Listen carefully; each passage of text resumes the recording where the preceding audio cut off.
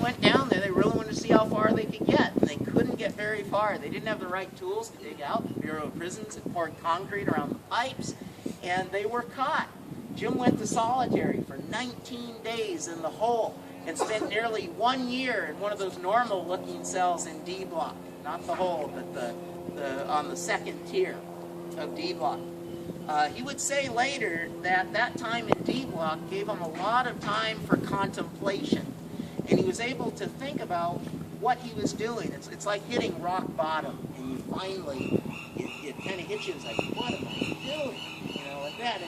And he figured out that he had to do something to make his life better in here, because escaping certainly wasn't working. And he went back to his cell in the general population, and after spending a year in D block, and he said that after that year in D block, it was probably one of the most lonely times in his life. He said there were men out in the prison yard that would talk to him before that wanted nothing to do with him. They were guys that were trying to do good time, and they saw Jim as a escape-prone inmate. And he said, but one guy that would talk to me right away, there was a guy named Lifetime Murphy that would talk with him a little bit, that was heavily involved in the church services at Alcatraz. And there was another man named Father Joseph Clark, the Catholic chaplain here at Alcatraz.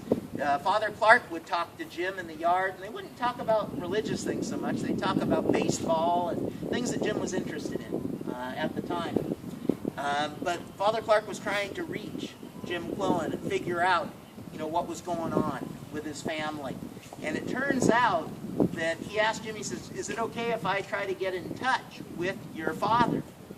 And his father, it turns out, had remarried at that time. Had no idea that his son was at Alcatraz. In fact, none of the family did. His sister didn't know. And the father, you know, and Jim said, oh, don't bother, like that. Well, Father Clark did bother, and he took it upon himself to contact his family. And the first people to come visit him was his dad and his new wife. And they came to visit him, and he had that connection to the outside world. Jim's sister, who you hear from on the audio tour, his sister Kay, came to visit him at Alcatraz right after his parents had. And when he had that connection to the free world, that meant a lot to him. At our last stop right down there, I'd like to tell you what Jim did afterwards. When he had that connection to the outside world, it got him thinking about the best job that he could have at Alcatraz. This is probably the best job that any inmate could have out here. So come on down, let me tell you about that.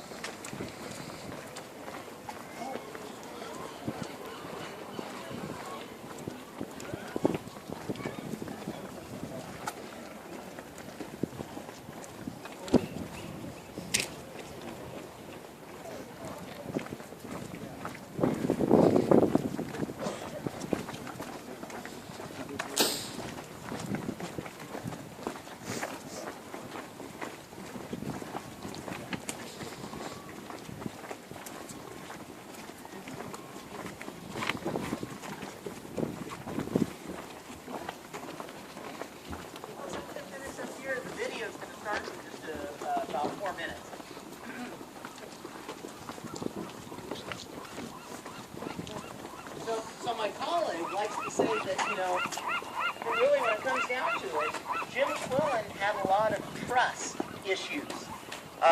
If you can't trust your own mother, I mean, who can you trust in this world, you know? And, you know, but having that connection to the outside world began to slowly heal some of those things. And he, and once he had that connection to the free world, things began to get better. He realized that at Alcatraz you could get a good job. right up at the top, I don't know how many of you have visited the hospital tonight.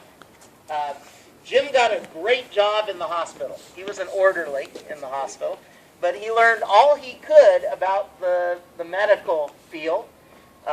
He said what really was fascinating to him was X-ray technology.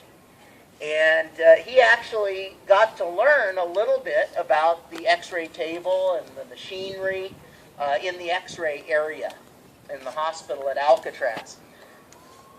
But it wasn't until Jim was transferred off of Alcatraz to a prison called McNeil Island, where here is Jim Quillen working on a prisoner in the X-ray department at McNeil Island Penitentiary. Young Jim Quillen working on a patient. And this gave him an incredible amount of satisfaction, helping people, doing something positive. And he took this a step further. He was transferred from McNeil back to San Quentin, to the California State Prison at San Quentin, to do his state